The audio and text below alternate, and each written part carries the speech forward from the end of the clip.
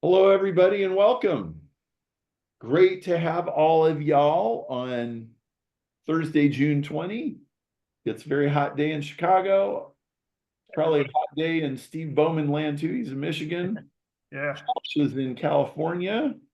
And you're in for a treat today because Steve Bowman is a roundtable member, and he is also our designated AI expert in Advanced Mastery Network, which officially starts in September, and we're onboarding people for that now. And I wanted to have Steve come along and talk to you about what are the AI applications that he's doing with actual companies.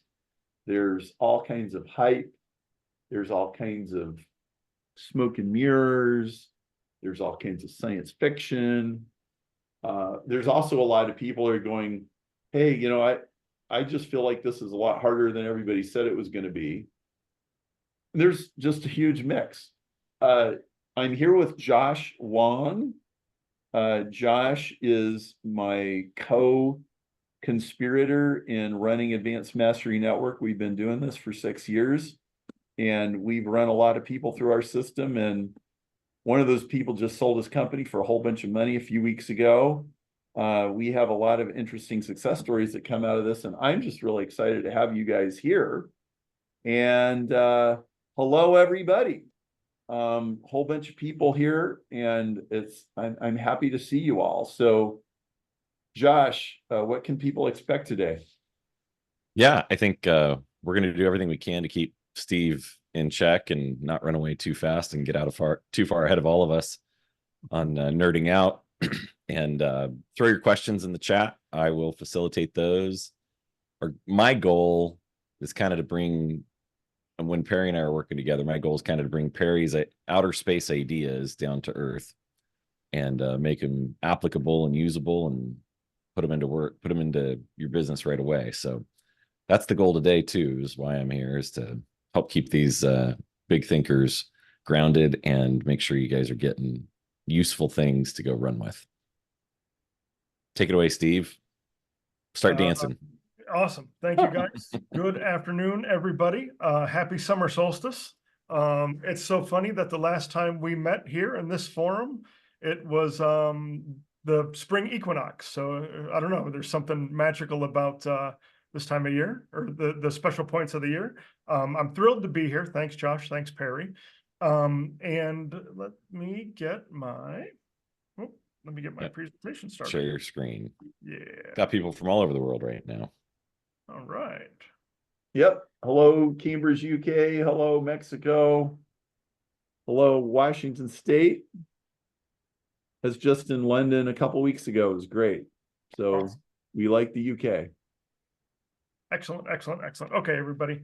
What we're going to talk about today is we're going to talk about supercharging your AI strategy with game-changing agents.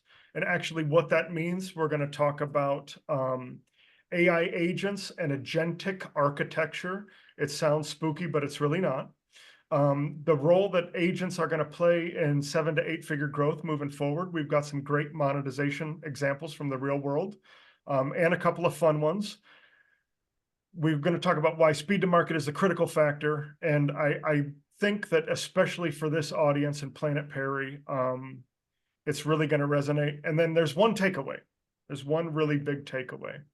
I will ask, number one, please take notes. And it's important because it's related to the takeaway. So I personally am a pen and paper guy. After being digital forever, there's something special for me about actually putting a pen to paper these days. Something about translating words and pictures onto a different medium seems to work for me. And I'll also ask, please use the chat. If you've got questions, please drop them in, like Josh said. But I'll also ask for some level of interactivity from the chat, meaning I'll ask you to drop a 1 in the chat if it makes sense, or if you've had this experience. We want this to be as interactive as possible and to keep everybody engaged. So with that, let's just dive right in. And I first wanted to start with an AI systems definition. What is an AI system at a high level? What does that actually mean? So For AI systems, I generally break them down into two primary categories. Number one is a general AI system, usually driven by scientists. They're good for multiple tasks. They mimic something that looks like understanding. Good examples of these are things like ChatGPT or IBM Watson.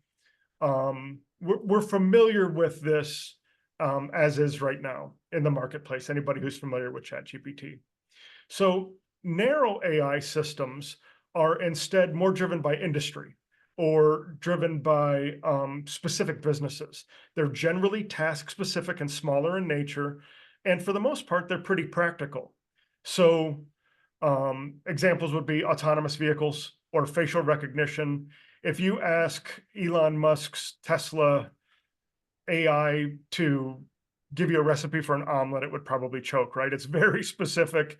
It doesn't know, it's outside of its scope. So along those same lines, now that we've got systems defined, what is an AI agent? You'll sometimes hear it called an assistant or a bot or an AI agent. That's all the same thing. Those words can be used interchangeably. And all it is a software program. It might live in the body of a robot, and we're probably going to see a lot more of that moving forward in the future, but it's really just software. Software that can interact with its local environment, software that can collect data to perform a task or accomplish a goal. It can perform that task without human intervention. It employs learning models, which means it uses data, it collects data on usage so that it can adapt over time or iteration. And I want to make sure that I'm very specific on iteration, because what we'll find and what we've seen so far with AI is that it doesn't really care there very much about a calendar or a clock or a stopwatch. What it cares about is the number of at-bats it's received. And those are just iterations, a feedback loop. It can operate independently, or what we'll show a lot today is that it can work in concert with other agents. And it can also operate with interacting and integrating with other software programs and even other data systems. And that's going to be really important moving forward. So I'll give you a perfect tiny little example. There's me. I love a double espresso whenever I can get one. So I'm at the hotel and I say, "Good morning, where can I find a double espresso?" But the problem is that I ask the concierge. Now, he knows where to send me to get a double espresso, but he probably doesn't know how to do it. He probably doesn't know how to work the machine. And in a regular real world scenario, requests go this way and responses go this way. Standard, right?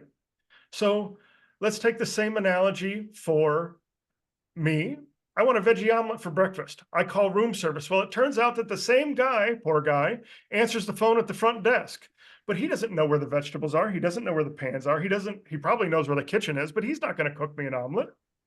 Instead, he's going to drop the request on a piece of software, or maybe they've got a tablet system, whatever it is. He's going to send it over to the chef. Requests go this way, responses go that way. Super simple, right? Well, it probably works the same way in your business. So a request comes in and it hits your manager or a manager for your business. You've got departments in your business, maybe product support. You've got a receptionist or facilities. You've got a marketing department or crew. You've got an accounting department or crew.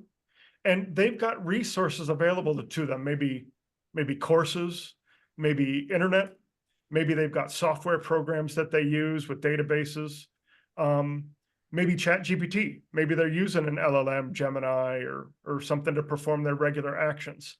So the manager gets the request and then makes a determination of, wow, this is a new initiative, or this is super simple. I need to send it to the right person or the right department to get work done. And just like everything else, requests come in, the correct amount of people, resources, software, whatever it is, are applied to that request. Responses go out, work is done. So there's really, in agent speak and in thinking about AI agents, there's really the same type of constructs. We just call them V's and T's. So a V-shaped agent, or V-shaped bot, or a V-shaped assistant is going to be a lot like your concierge. He knows the hours of operation. He knows where the kitchen is. He knows where to get coffee, but he's going to send that request to the barista or to the chef. He's not actually going to perform that duty. In your business, it's probably something like a manager or a director, or in some ways, kind of like a traffic cop. Requests come in, they evaluate it, they decide where to send it. In your business, you probably got a T-shaped person, like a product support specialist. You wouldn't ask the product support specialist, what does this mean on the P&L that I'm looking at? Or, hey, how come my KPIs aren't in the spreadsheet on the network where I usually put them? Instead, they're going to know something very, very specific about the products that you're offering. So when we think about V-shaped bots, managers, concierge level stuff, they've got a very wide knowledge base. They've got a good, wide array of data to review. But a T-shaped assistant or a T-shaped bot is very broad at the top, but they've got a subject-specific spike that goes extraordinarily deep. So a T-shaped bot for a product specialist would be able to tell you, in product 7, there is 7 parts, and all 7 parts together weigh 7.7 pounds, and you need to know that for shipping. Or here's the instruction manual on how to put that together. Again, very, very, very ultra specific, broad on top with a subject specific spike. V-shaped bots, V-shaped assistants are creative. They're generative. They've got a wide array of knowledge that they can call on. T-shaped bots, like I said, are more product specification type items. V's are more like logic, reason, and insight. They mimic that behavior, but you can actually converse with them. T's are reliable if they're prescriptive, but we have to be very prescriptive. I look at V-shaped bots like cooking. What I mean by cooking is you can substitute ingredients, you can turn the heat down, you can add extra wine and let it reduce, right? You can ad lib, you can add a little jazz improv to V-shaped bots, but T-shaped bots are a lot more like baking, meaning you've got set ratios of water to flour and sugar to yeast. And if you go off script with baking, the bread won't rise, or it's going to taste way too sweet, or it's going to take 4 hours to bake instead of 1. I look at V-shaped bots like a collaboration partner. I bounce ideas off of them. I get feedback. And I think of T-shaped bots as ideally situated for task. Here in Planet Perry, we would probably call V-shaped bots something more like an alchemist and T-shaped bots something more like a producer. So in bot architecture, I'll give you a quick visual to mimic what it looks like in the human world. And then we'll talk about some of the specific details and differences. So a request comes in, and it comes to a request evaluator bot. And for sure, he's a V. There's no questions asked. We've got a series of T-shaped bots, which are subject matter specific.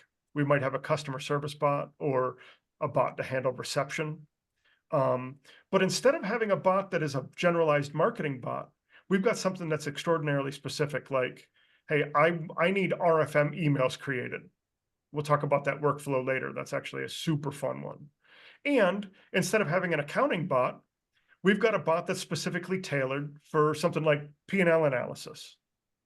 And then just like humans, they've got resources that they can leverage and that they can use. Maybe it's something like an IP vault solution or a vector database that we can grab contextual information for. Maybe it's a local database like a CRM.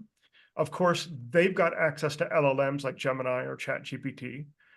And just like any other situation, requests come in, we gather the resources we need, we apply them to the logic and reason of a bot or a human being, and responses are sent back. So bot architecture is really not a whole lot different than how we utilize human architecture now, with the specifics being here that instead of having a generalized resource for accounting or a generalized resource for marketing, which we could do, instead, it's much better for us to have a narrow AI system for a specific task in marketing or in accounting. So when we integrate narrow AI systems, there's a bunch of things that we have to take into account. We have to take into account architecture, natural language processing, what programming language. But guys, we're not going to talk about that stuff today because that would take us so far down the rabbit hole, everybody would either fall asleep or jump off the roof. And we don't want either of those things. So what I want to get across here is that these are really implementation considerations. And when we dive into what your implementation might be or what implementation you might be thinking of, that's where these considerations really come into play. And that's where we really start digging a little bit deeper at, okay, what programming language fits your environment? Or how do we want to integrate and share data across systems? But for now, that's really, that would be taking us down a route that's way too detailed, I think. So now we're going to get into some fun stuff, and I'm moving pretty quick because I'm really hopeful to get some questions, and I'm really hopeful that this will generate some questions. But the way that I see it, when we talk about 7 to 8 figure growth, we can use AI agents in 4 primary ways to grow. We can do old things in new ways. It sounds simple enough, but it's the truth. We can do new things in new ways. That may be something like a process or an idea that you've had sitting in your head for a long time, and you thought to yourself, I'll never be able to pull that off because it's too complicated, or I don't have the resources, or I can't find a trustworthy resource to do that, or it's so far out of what I normally do that we don't even want to attack it. You can also use AI agents to do your things your way and potentially license it in the future. So what I specifically mean about that is if you've got a proprietary process, if you've got a proprietary way that you go about solving a problem, maybe you've integrated it into your business right now, maybe you haven't. Creating an AI augmentation or automation workflow by using agents to accept input and generate a result, by building that process now and refining it, what we call dog fooding, meaning using that process yourself, you very well may find that you can resell that process to other people, maybe white labeled, maybe just access to it. And I really believe strongly, guys, that this is what we're going to see primarily in the next couple of years before the big boys come in and wipe us out, wipe everybody out, if you will. And that is, you're going to see an explosion of little gadgets and gizmos, almost like the mobile app craze, where there's somebody out there who accepts a little bit of input and produces a defined result, like a GPT, but it'll be paid. People will figure out how to monetize it. We'll talk about some examples of that today because we're doing it already. But there's going to be a huge explosion of that. And I really believe that the processes are going to become more and more and more complicated, and the solutions that we're going to be able to create and the solutions that we're going to be able to essentially buy off the shelf are going to be more and more complicated as we move forward. And finally, we've got a boring one. I don't find it very boring, but we can reduce cost. And there's a couple of ways to reduce cost right now, today, in your business if you're not employing them. We'll go over a couple of those examples, but I'm going to get greedy for a second, and I'm going to talk about software development as a way to reduce cost. So do me a favor and put a 1 in the chat and let me know if you've ever had custom software written for your business.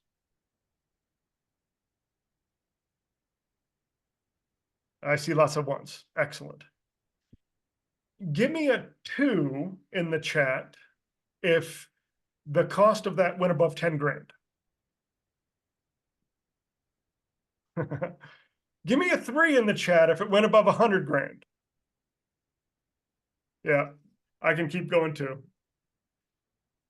So for those of you who've written here, lots of feedback. Thank you for that. This scenario, which will be more simple in nature, will probably ring a bell. So you guys know how software works traditionally. It's basically conditional logic. It says, hey, if it's the third Tuesday of the month and you're wearing blue slacks and brown shoes and there's a full moon, then I want you to perform this code task. I want you to do this work. And then I want you to send an email to somebody, or I want you to produce this result. And while you're working in your business, you realize some business condition was tripped, some problem happened, you want to make a change, and you realize, wait a minute, it can't be every third Tuesday, it's got to be every third Friday. And you have to, if you don't have a software developer on site, even if you do, right, you have to go through the process of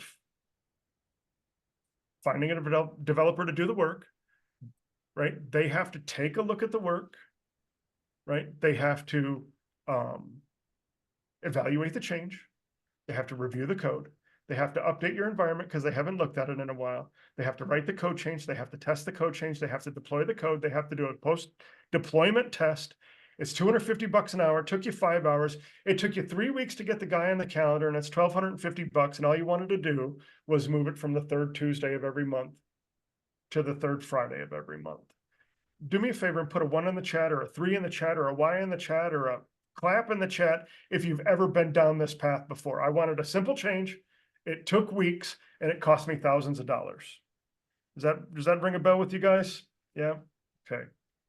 So what I want to demonstrate now, more times than I can count, I'm sorry to hear that. I've 25 years, and yeah, not with rad tools, standard software development. I feel you guys.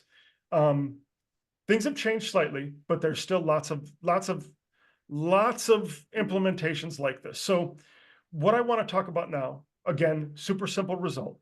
But I want to talk about what a code change looks like in AI. So please don't bother to take the time to read this blurb, but I stole it off the email that Perry sent to everybody to bring us here. So it says, if you're a 7-figure business and you want to stay ahead and you want to get to 8 figures, come to this call, and we'll be talking about it. We'll be riffing on it, and maybe we can speed up your path. Well, let's show you what a change looks like now. Hey, everybody. Now, let's take a look at what a code change looks like for some of the implementations using AI as opposed to software development. So here you'll see I'm on my website, and I'm just going to come here, and I'm going to ask, what can you tell me about AMN? And it's going to go and do its work, and it's going to come to a conclusion, and that conclusion is it doesn't have any additional information about AMN. Well, remember that statement that was pasted on the screen? I just so happen to have it here, and I'm going to add it to the instructions for my bot. Saving, done. Come back here, and I'm going to real quick ask my bot the same question. How about now? What can you tell me about AMN? The changes in the scope and speed of changes that we can implement using these newer technologies, it's absolutely amazing. And as you can see right here in the response from my bot, it now knows the instructions that I gave it. And all it took was a paste and 1 click. So does that resonate with anybody? Give me a Y, give me a high five, give me a thumbs up in the chat, give me a 1, any kind of feedback there. The reason why I bring this up is because the pain associated with making the simple change of, hey, I needed to be the third Friday of every month, not the third Tuesday of every month, should be you as the end user, you as the business owner, your admin staff, whoever it is, you should be empowered to do that. Now, for sure, there are caveats, and we can go down that rabbit hole over a drink or a cup of coffee some other time at an event. But this represents the speed and scope and the ability to make change now by using an agent, by using AI, instead of relying solely on traditional software development. So with that said, let's talk about ways that we can get more savings. Just a couple of quick examples. So please put a 1 in the chat, or a 2 in the chat, or a 3 in the chat for how many bots you've got on your website. Something simple like frequently asked questions, or hours of operation, or something subject matter specific that says, hey, I'd like to tell you about our new offer. Website FAQ assistance don't necessarily have to be some long, big, drawn out, expensive process. In fact, most of them are cheap. There's even some that are free, depending on if you've got WordPress or whatever. You upload some information to them, you plug them into another unit, and now something as simple as FAQs. And by the way, the reason to do this is because people are interacting with bots more and more and more. They're becoming more and more comfortable with it. They're using voice search. They're doing all of this, right? So I'm really happy to see a lot of 1s and 2s in there, guys. That's excellent. Augmented customer service. If you're not familiar with Finn Peacock's story, I really recommend, it's been in the newsletters, it's been in, it's on the AI seminar website. It's been in Perry's emails. It's really a fun story from a standpoint of when we talk about saving money and talking about how to use this technology.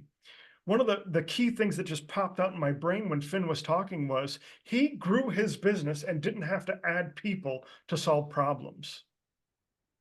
The ability to scale a business and not throw bodies at problems, I think, are absolutely phenomenal. Thank you, Perry. And Finn Peacock, that story right there is a great example of it. Go ahead. It's in the chat. Okay, awesome. Thank you. Another good example, if you've got questions and that kind of stuff, you'll see him in the forum. If you don't know Mark Riffey, he's got a great augmented customer service bot story.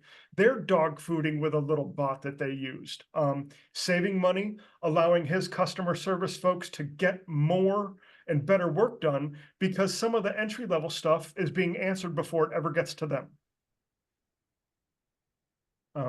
Let's see here. Oh, AI receptionist. For any kind of business that actually uses a telephone a lot these days, and you get a lot of phone traffic, the AI receptionist and routing AI bots are getting absolutely phenomenal. And right, you can upload voices, you can use your own voice if you want. There's tons of depth and breadth in these assistants and these bots. Call routing is included instead of IVR. It feels a little more personalized, even though it is a bot. And I'm not kidding. The packages start at like $65 a month. And you've got full control over what they say, how it gets routed, etc. AI chatbots for social media, another good working, easy example. If you've got a lot of traffic, if you've got a lot of conversation that's happening via social media, there's bots out there that you can program and do work, and they can take care of a lot of the lifting so that you, an assistant, a human being, doesn't have to do that. Another good example that I've found, and I'm seeing a lot of, are knowledge bases and self-service portals. Again, I think a lot of people have gotten used to, and they're a lot more comfortable using bots and using AI-driven knowledge bases, using self-service portals to get questions answered. And bots just help with that. Obviously, all of the ability to scale and et cetera. All of the benefits should come clean. So with that being said, let's talk about some of the fun stuff. What I mean by some of the fun stuff is old things, new ways. So I've got a company that I'm working with, and they're a financial services firm, and they've got an arm that is mergers and acquisitions, and they've got a group of folks that are just gaga over crypto. And they've decided that they want to be the data authority on crypto mining and filings. They want information on crypto miners. Obviously, with the FTX fallout, and there's been a lot more scrutiny. And crypto miners now have to file some level of reporting with the SEC on a regular basis, their earnings, what they mine, etc. Now, the problem that they're facing, and the problem that a lot of people face when they want to be a data authority, is that, especially in this case, I mean, the difference between the high level and advanced crypto mining companies and mom and pop who have something going on in a shed in the backyard are wild. And we've got companies that have data for their crypto filings in a PDF with data tables and fancy charts and graphs and a P&L statement attached. We've got some that just embed all of that onto web pages. And then we've got some that literally have their data in sentences and press releases. So how do you go about amalgamating all of that data into one logical data model so that you can do something with it? And the answer, of course, is agents and ChatGPT in the instance that we're talking about. So we created V-shaped agents to evaluate the data portion. Is it in a sentence? Is it in a spreadsheet? Is it in a PDF? Is it in a standard format? And then we created T-shaped agents to actually scrape that data and put it into a usable form for our database with the help of ChatGPT, so that we could create a newsletter, charts, graphs, fancy data, literally on a digital newsletter. And the reason why we want to do that, and the reason why you might be thinking to yourself, well, how is any of this old? And the reason why this is old hat is because this is good old-fashioned lead gen. These guys use this newsletter to tickle the brain of C-suite executives at Fortune 500 companies to get them to use their financial services firm. And it's working. But in order to do it, they had to become the data authority. And in order to become the data authority, they needed a mechanism to go and get the data out of all of these varied sources that didn't include an army of elves running off to copy and paste and use spreadsheets and amalgamate it together. So let's move on to new things, new ways. So shameless plug, C3quiz.ai is a new, fun social media quiz generator. And I know a lot about this project because Roberta Ravella and I have become business partners in building this out. The story behind it's a lot of fun from a standpoint of Roberta was thinking about a lead gen mechanism and how we can use AI. And she said, I need a Cosmo quiz. And if you guys remember Cosmopolitan magazine, when you get to page 48 or 50, there was always some kind of quirky, fun, what's your Sex and the City bedroom personality type or something wonky or wacky, but they were fun. They were engaging. They produced some level of result. We're not trying to cure, cancer. No pun intended, Perry. We're not trying to solve world hunger. Right? It's a fun, engaging way to get people's attention and stay top of mind. So what we did was we performed a little bit of software. In this case, we used ASP.NET, and we built some data capture forms. 7 questions, takes about 10 minutes. We created a series of agents that work together where we have an evaluation agent that we don't do a lot of prompting anymore. Instead, we have our agents generate the prompts for us based on, we tell it, we're going to use this for input. We want this as output. Can you generate a prompt and go make it happen for me? We used T-shaped bots to integrate with DALL-E so that we have pretty stellar image generation, of course, and you see ChatGPT, that's powering us from below. And we create web-enabled, mobile-enabled quizzes that are ready to go in about 10 minutes, including subdomains, images, provocative questions and answers, summaries, and it really works like a killer lead gen tool. And we were actually partnering with SEO agencies to be resellers for us. So local SEO firms seem to be a sweet spot where, your local plumber isn't going to try to tell you that he's going to save the world with a social media element or with a social media quiz. Instead, he just wants to stay top of mind. That way, when your toilet's clogged, you think of him to go, unclog your toilet. So next, I want to move on to your things your way. So everybody know John McGee? This is a fun one, man. Put a 1 in the chat if you've ever worked with John McGee. You can put a 1 in there about 7 times for me. John McGee has been absolutely awesome. John McGee's got a process that he calls 2Q2P, 2 question, 2 promise. And really what it boils down to is it's a USP generation simplifier. And when I first started talking to John about it, he showed me that he's got essentially an Excel template. And Renee, I love plumbers too, especially when my stuff's not working. John had an Excel template, and on it, he had multiple tabs. And on those tabs, he had a series of questions, a series of how he evaluated those questions, a scoring system. And then his last tab was essentially a handful of Excel macros that would amalgamate the data together based on evaluation and produce a result.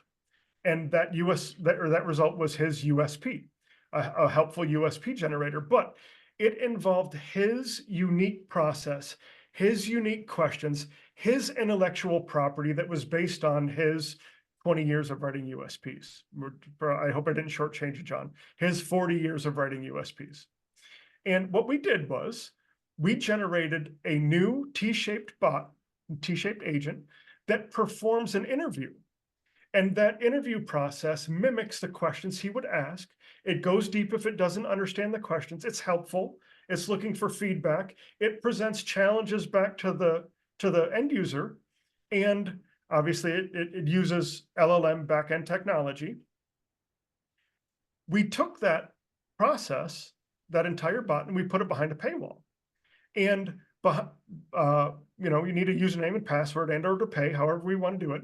And that USP generator walks you through the process, and it produces his if then else guarantee statements, right? A USP simplifier. And the beauty of this process is it can be sold as a service. So John could say, hey, I've got a promotion this month, and for $500, get together with me for a half an hour, $1,000, get together with me for a half an hour, and we will hammer out the best USP you've ever generated in your entire life. He could also allow this to be self-service. Hey, for a set fee, I'll allow you access to my brain in the form of intellectual property. You can go through the process yourself. If you're still not satisfied, click here and we'll get together to talk about it. Again, another way to do your things, your intellectual property, your way, and to monetize AI. So let's talk about what this might look like on a little bit of a larger scale. Right now, I'm working with an international labor law attorney who has a rather large body of work. He's written a couple dozen books. He's got a couple hundred hours of interviews, television interviews, magazine articles. What else does he have? Coursework, newsletters, email. He's really got a significant body of work. And we're going to leverage that body of work in a meaningful way for him. So here's what I mean. So again, he's got all of this stuff. He's got courses, he's got books, he's got interviews. We're going to take all of that and we're going to put it into, we'll call it an IP vault or a vector database of some sort so that we can use it in context. We're also going to create a human agent feedback loop. Obviously, this is international labor law. These are important details and information, and nuance and making sure that we get the questions or making sure that we get the answers to questions right is vitally important. So what I mean by a human agent feedback loop is, as we talked about, or as I mentioned earlier, it's not about hours or time with AI. It's about iterations. How many iterations and how much feedback have we gotten? Have we received? What can it learn from?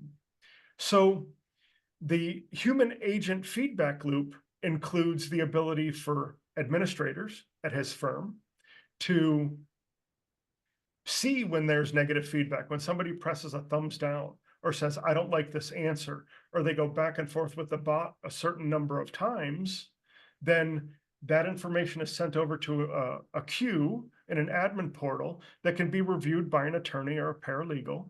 They can then review the question, review the answer, and make a determination. Is this good or is this not?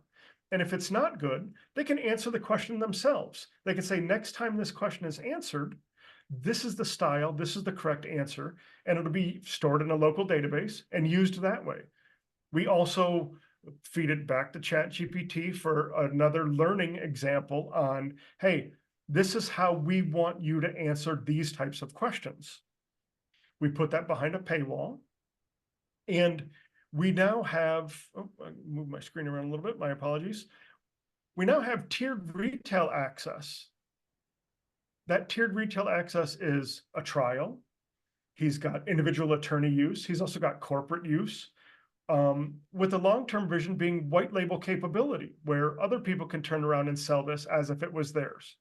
And one of the interesting things that we created with him is, based on your tier level, we've got upsell and promotion capability built directly into the chatbot. Meaning, if you're on your free trial, every third question, we're asking you things like, hey, are you enjoying yourself? And if so, would you like to be signed up for our newsletter? Definite ways to incorporate marketing principles and to scale and grow in a system that is already helping you scale and grow. So let's go for another one, just for fun. Let's talk about Perry's hyper-personalized email capability. This is a really, really fun one, because for me, I think this speaks to the ability to not only use intellectual property and not only use a body of work, because we know Perry has tons of intellectual property. We know Perry has a huge body of work, but also private data, exceedingly important private data. So I assume everybody here, and I can spout mine, I'm a 7572. Does everybody know their marketing DNA? If you know your marketing DNA, go ahead and plug it into the chat for me right now. I love my marketing DNA score.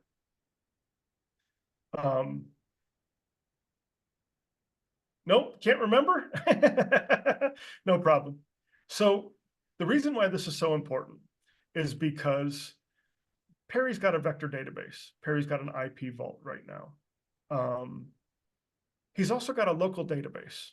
He knows stuff about us, and that local database may have information in it for things like,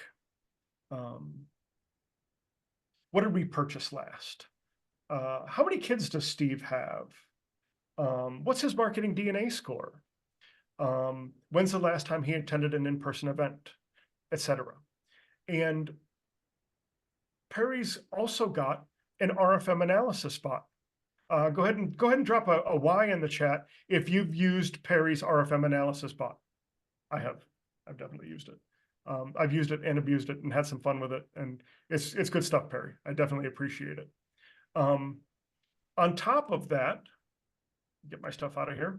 Let's say that we create Perry an offer generator bot, where we can add some information to it. We can give it some details, and it'll generate a Perry style offer for whatever our new offering, AMN, or the next in-person, or what Roundtable is, or our next monthly webinar, right? We're also going to create a hyper-personalization email bot. We're going to have, Perry's got a ChatGPT subscription, an API account. So what we're going to do is we're going to create a project manager bot. That project manager bot is going to say, okay, I'm going to go to Perry's local database, and I am going to scrub clean RFM data. We're not going to send first names, last names, and email addresses to ChatGPT.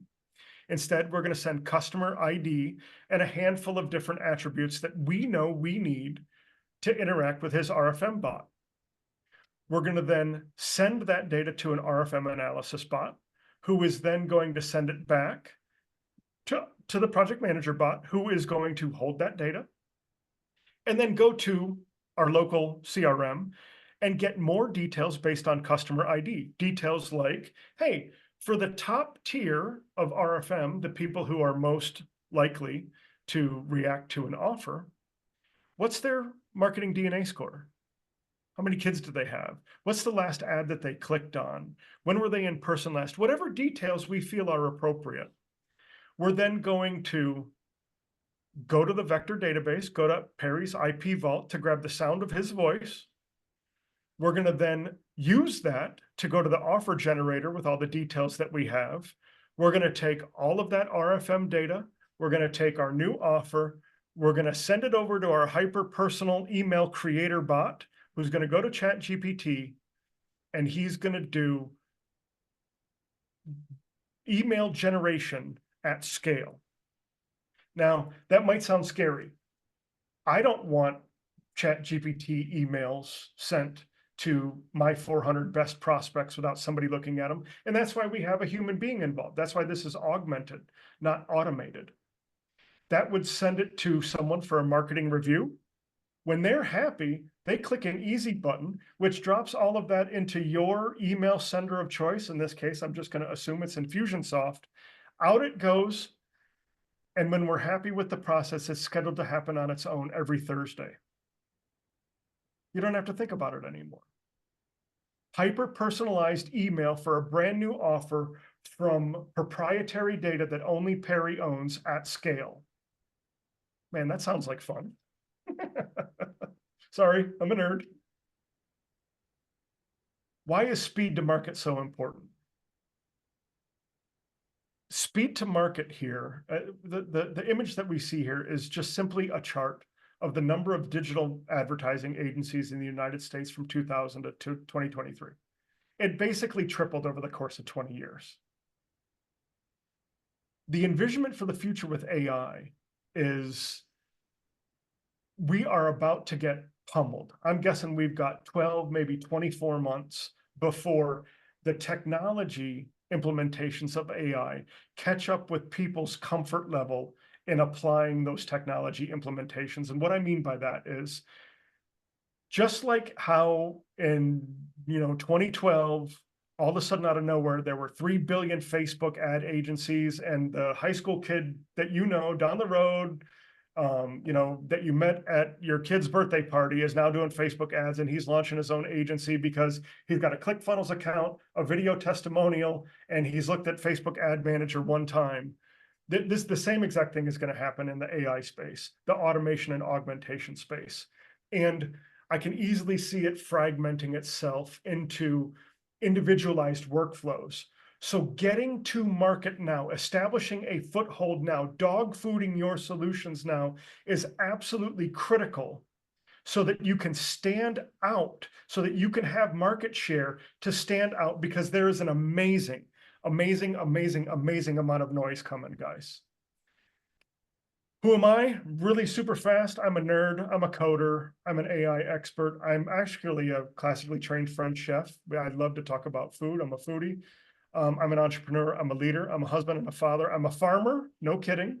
I'm a homesteader. No kidding. And I'm a cultivator. And that's really what's come true in my head and my heart here in the last year.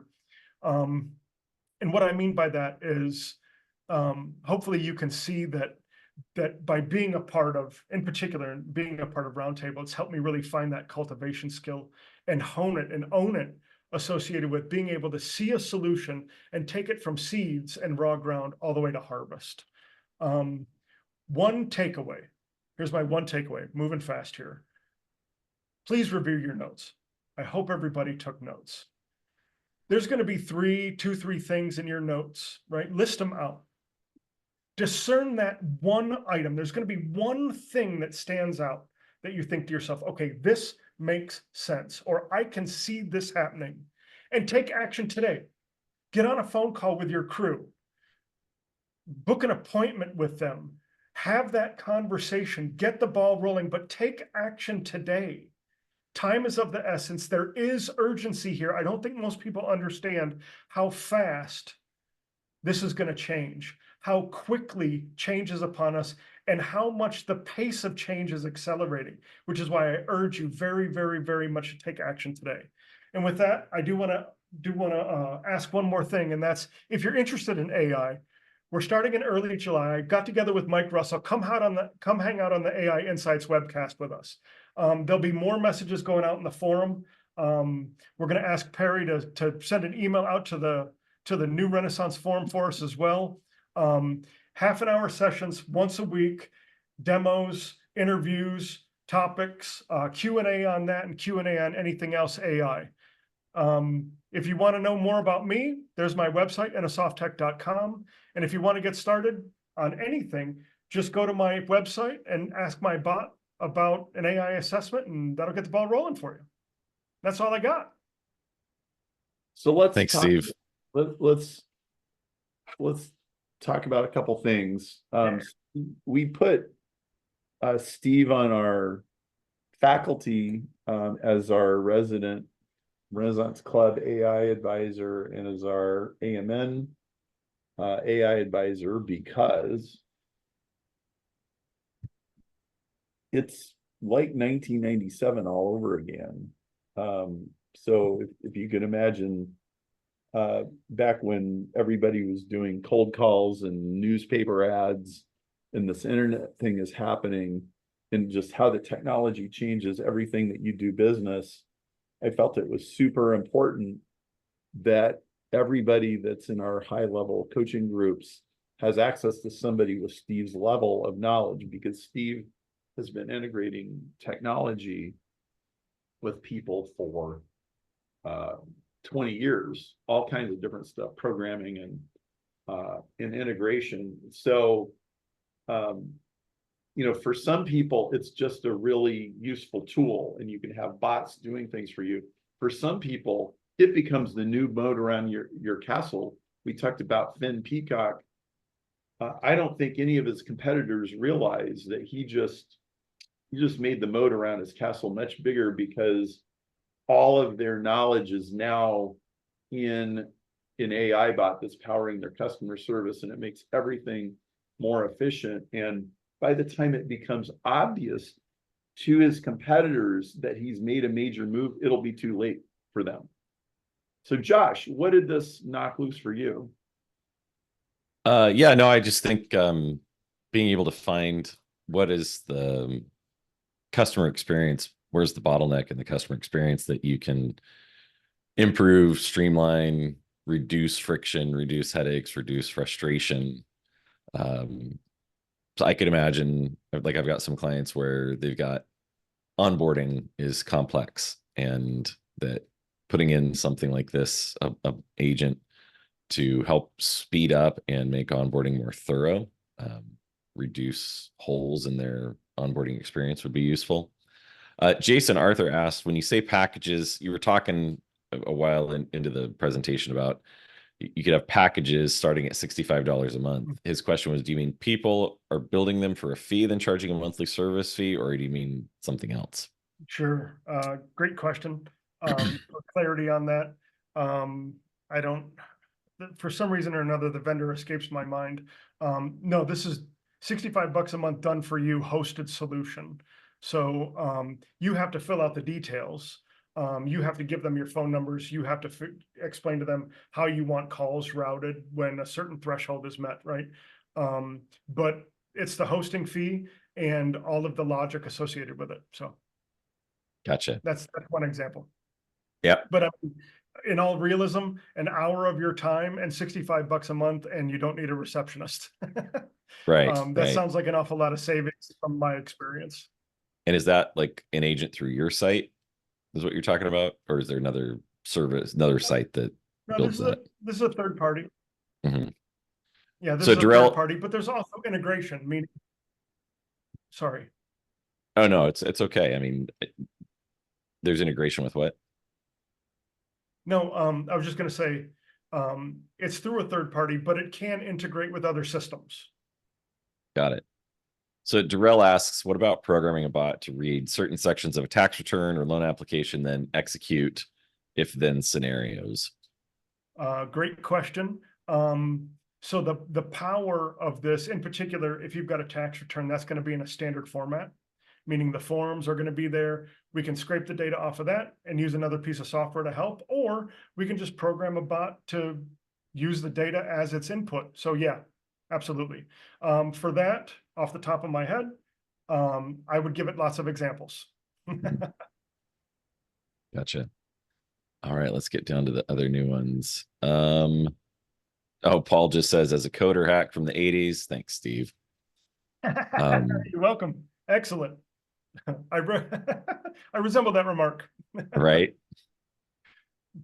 Yeah, I think it's just a matter of going through your company on the practical side and saying, what are the friction points? Where are the staff that you have not performing? Where are you frustrated because they're flaky, they're inconsistent, they're not getting the outcomes that you want, or you're overloading them and they're backed up and they have to work overtime or they can't get to the tasks that you're giving them. How can a bot start helping to augment those workflows, right?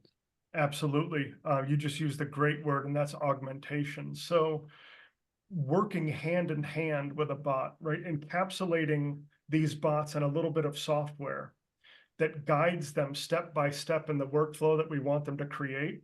That builds a feedback loop on what's working, what's not, and how we need to adjust very, very quickly. That's for tuning and honing processes, 100%. Marna asks a question. I'm curious if this is how this gets answered, but she says, what about the security of the code generated?